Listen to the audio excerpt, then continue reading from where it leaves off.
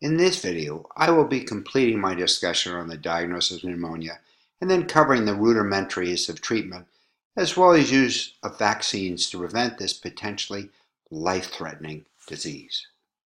Gram stain serves as a real-time first-line diagnostic test for determining the etiology of a pneumonia. A sample should be obtained for all patients with a productive cough. This test differentiates between bacteria with thick peptidoglycan layers, which take up crystal violet dye and are gram-positive, and bacteria with thin peptidoglycan layers that fail to take up the dye and appear pink or gram-negative. Ideally, the sampling should be supervised by the caregiver to assure the sample comes from deep down in the lung after a deep cough. The adequacy of the sample can be assessed by the number of squamous epithelial cells, indicative of contamination by mouth contents, and 10 of these cells per low power field indicates excessive contamination of mouth flora. This type of sample should be discarded and not cultured. If the sample has over 25 neutrophils or PMNs per low power field and or bronchial epithelial cells, this suggests the sample is from the lungs and represents an adequate sample for culture. A sputum gram shade should be attained in all seriously ill patients requiring hospitalization. When reviewing a gram stain, it is important to first assess the adequacy of decolorization. If the nuclei of the cells are gram-positive, then the sample is not adequately decolorized.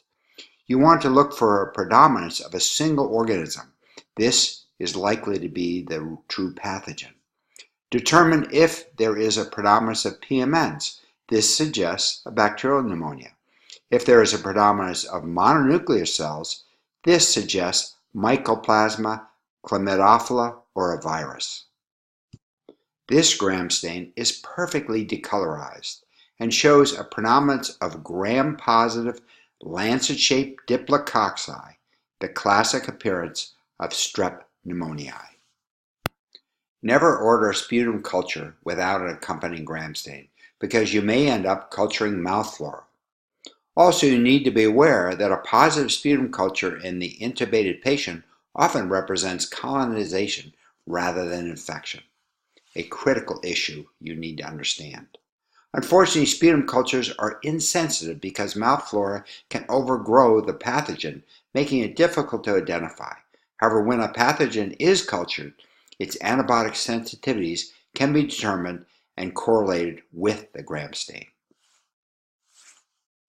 2 blood cultures should be drawn before antibiotics for all patients who are being admitted to the hospital with pneumonia, and cultures are positive in 1 to 16% of the time. 2 other blood tests that should be drawn to assess the severity of the illness are an arterial blood gas to assess the level of oxygenation and a peripheral white cell count. A high peripheral white blood cell count with band forms, young forms, suggests a serious bacterial pneumonia, and also may be helpful in differentiating bacteria from viral pneumonia. Bacteria usually are associated with a higher white blood cell count and a predominance of PMNs with band forms. Now that you understand how to diagnose pneumonia, let's return to our case of the 66-year-old man who was a smoker and presented with shortness of breath. Remember, in addition to shortness of breath, he had an elevated respiratory rate of 30, sinus tachycardia at 110 per minute, a PO2 of 60 on room air indicating hypoxia. He had a minimum sputum production, he had RALs in both lower lung fields, and appeared cyanotic. His sputum gram stain was unrevealing. And his chest x-ray shows an interstitial pattern. What is your diagnosis? Pneumonia, staphylococcal pneumonia, group A streptococcal pneumonia, influenza pneumonia, or Klebsiella pneumonia? We will discuss the answer in class.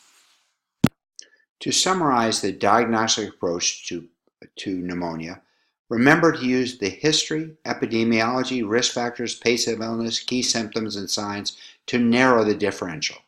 If you are considering pneumonia, always order a chest X-ray. Know the 5 patterns: lobar bronchopneumonia, interstitial, abscess, and nodular.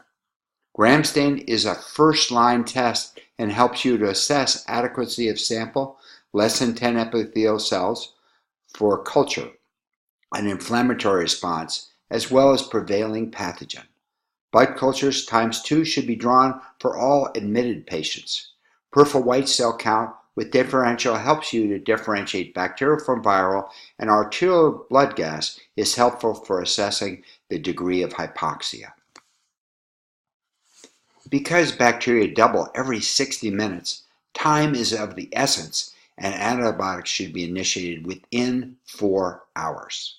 Delays in therapy are known to increase mortality. The IDSA treatment guidelines recommend for hospitalized patients an intravenous third-generation cephalosporin, ceftriaxone being the most commonly prescribed. Recommendations also included a macrolide, azithromycin or clarithromycin. However, more recent studies have demonstrated the addition of this antibiotic is of no benefit.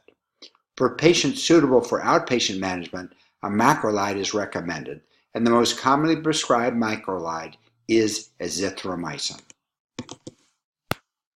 The duration of antibiotic therapy depends on the patient's response. The trend is towards shorter antibiotic courses at this time. The minimum treatment for community-acquired pneumonia is 5 days.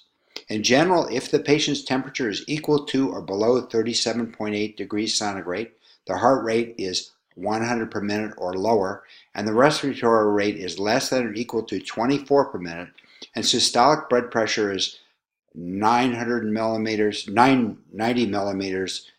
mercury or higher, and the arterial saturation is 90% or higher, the patient is able to take medication,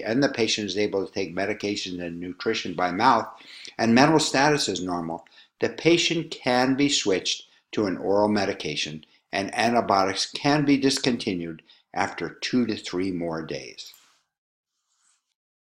What is the outcome of community-acquired pneumonia? Mortality ranges from 2 to 30%, and mortality is higher in patients 65 years of age or older, in patients with neoplastic disease, liver disease, congestive heart failure, and if they have suffered a cerebrovascular accident or have significant renal dysfunction. Given the potential severity of pneumonia, prevention is very important, and vaccination can not only prevent disease, but reduce disease severity. Influenza vaccine should be given annually to the elderly, pregnant women, the chronically ill, the very young, and school children. Pneumococcal vaccines are very safe and efficacious, and there are 2 of these now given, the 23-valent and the new conjugated 13-valent pneumococcal vaccine. They should be given for those who are over 65, those with chronic disease, asplenia, immunocompromised, and to alcoholics.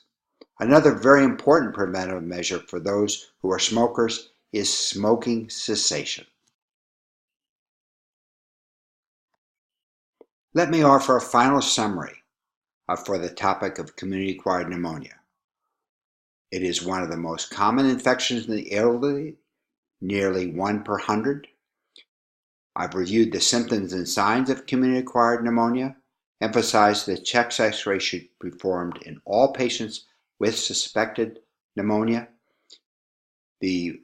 defined the usefulness of the sputum gram stain, the importance of ordering additional tests, including blood cultures in patients being considered for hospitalization, the importance of starting antibiotics within 4 hours, and I've emphasized the importance of preventative measures, vaccination for influenza and strep pneumoniae, and discontinuing smoking. I hope that this series of videos will help you to manage this life-threatening illness on the wards and in the hospital. Thank you.